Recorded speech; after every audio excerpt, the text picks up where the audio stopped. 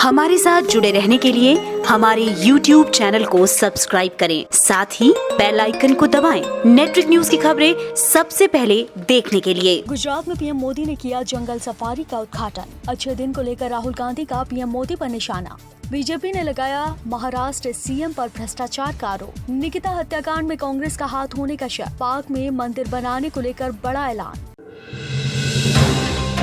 देश के प्रधानमंत्री नरेंद्र मोदी ने गुजरात में पर्यटन को बढ़ावा देने के लिए नर्मदा जिले के केवड़िया में स्टैच्यू ऑफ यूनिटी के पास जंगल सफारी, आरोग्य वन, एकता मॉल और बच्चों के लिए पोषक पार्क का उद्घाटन किया। इस पार्क को सरदार पटेल जूलॉजिकल पार्क का नाम दिया गया है। इस वन में 15 एकड़ में 380 प्रजाति के औषधीय गुणों से युक्त 5 लाख पौधे लगाए गए हैं। आपको बता दें कि गुजरात के पूर्व सीएम केशुभाई पटेल के निधन के बाद पीएम 2 दिन के गुजरात दौरे पर गए हैं। पीएम मोदी की चुनावी रैलियों में अच्छे दिन आने को लेकर किए गए ऐलान को लेकर कांग्रेस नेता राहुल गांधी ने एक बार फिर से प्रधानमंत्री नरेंद्र मोदी पर निशाना साधा। राहुल गांधी ने एक खबर का स्क्रीनशॉट शेयर करते हुए ट्वीट कर कहा, देश के जवान भयंकर सर्दी में साधारण टेंट में गुजारा करते हुए चीन के आक्रमण का डटकर मुकाबला करते हैं, जबकि देश के पीएम 8,400 करोड़ के हवाई जहाज में घूमते हैं और चीन का नाम तक लेने से डरते हैं। किसे मिले अच्छे दिन। महाराष्ट्र के सीएम उद्धव ठाकरे पर एक बार फिर से बीजेपी ने करारा हमला किया है। बीजेपी नेता किरीट सोमैया ने महाराष्ट्र सीएम पर कथित रूप से 12,000 करोड़ का घोटाला करने का गंभीर आरोप लगाया। किरीट ने कहा कि सीएम के कहने पर महानगर पालिका आयुक्त ने 72 घंटों के भीतर 3,000 और 7,000 करोड़ के निजी बिल्डर की जमीन खरीदने का प्रस्ताव पारित कर दिया। किरीट ने राज्यपाल से मिलकर जांच की मांग करने की बात कही। बल्लभगढ़ की छात्रा निकिता तोमर की दिन दहाड़े हत्या किए जाने के बाद इस पर राजनीति गरमाने लगी है। इस मामले में हरियाणा के गृह मंत्री अनिल विज ने SIT गठित कर 2018 से जांच कराने के आदेश दे दिए। विज ने इस मामले की सुनवाई फास्ट ट्रैक कोर्ट में कराने के आदेश दिए हैं।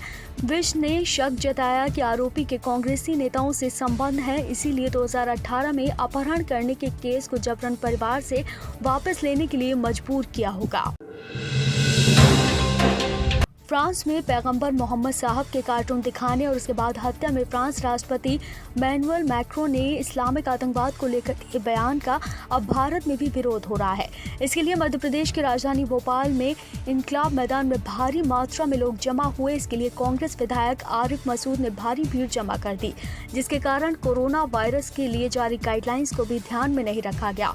हालांकि सीएम शिवराज चौहान ने नाराजगी जाहिर करते हुए कहा कि अराजकता फैलाने वालों को बख्शा नहीं जाएगा।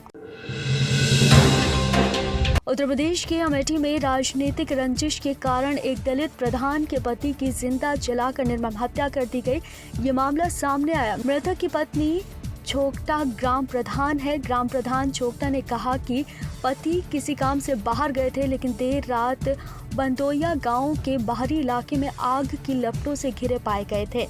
हालांकि अस्पताल ले जाते वक्त पीड़िता ने दम तोड़ दिया। अब स्थानीय लोग इस पर सख्त से सख्त कार्रवाई की मांग कर रहे हैं। पाकिस्तान में मंदिर निर्माण को लेकर पाकिस्तान के सर्वोच्च धार्मिक संगठन इस्लामी विचारधारा परिषद ने एक बड़ा दावा किया। CII ने कहा कि पाक में हिंदू मंदिर निर्माण पर न तो कोई संवैधानिक और न ही कोई शरिया प्रतिबंध लगाया गया है। इसका जिक्र साल 1950 में हुए लियाकत नेहरू समझौते में मिलता है, जिसमें कहा गया है कि पाक में सभी धर्मों को एक समान रहने का अधिकार है। हालांकि मौजूदा पाक में अल्पसंख्यकों के हालातों से पूरी दुनिया वाकिफ है। स्पेन में कोरोना वायरस की दूसरी लहर आने के बाद स्पेन सरकार ने देश में 6 महीनों के लिए हेल्थ इमरजेंसी लगा दी है। कोरोना वायरस के मामलों में स्पेन दुनिया में 6ठे नंबर पर है। अब तक स्पेन में 12,38,922 मामले संक्रमण के आ चुके हैं, जिसमें से 35,639 लोगों की मौत हो चुकी है। अब इमरजेंसी के तहत रात 11 बजे से लेकर सुबह 6 बजे तक लोग घरों से बाहर नहीं निकल सकेंगे। सऊदी अरब ने पिछले हफ्ते जारी एक बैंक नोट में भारत की सीमाओं को गलत तरीके से छापने को लेकर खाड़ी देशों के सामने अपनी बात रखी, साथ ही गलत नक्शे को जल्द से जल्द ठीक करने के लिए कदम उठाने की भी बात कही। आपको बता दें कि 20 रियाल के नोट पर प्रिंट किए गए वैश्विक मानचित्र में जम्मू कश्मीर और लेह को भारत के हिस्से के रूप में नहीं दिखाया गया, जिसका विरोध भारत ने किया। बॉलीवुड एक्टर सुशांत सिंह राजपूत और उनकी मैनेजर दिशा सालियान की अचानक मौत ने सबको चौंका दिया था, जिसके बाद सुशांत की मौत को लेकर सीबीआई जांच कर रही है। लेकिन अब सुशांत के दोस्त सुनील शुक्ला ने दिशा सालियान केस की सीबीआई जांच की मांग को लेकर बॉम्बे हाई कोर्ट में याचिका दायर की। आपको बता दें कि दिशा की मौत सुशांत की मौत से करीब 6 दिन पहले 8 जून को अपने अपार्टमेंट में 14वीं मंजिल से गिरने से हो गई थी। सुनील शुक्ला ने कहा कि उनके पास सबूत है कि दोनों की मौतों में कोई ना कोई कनेक्शन जरूर है।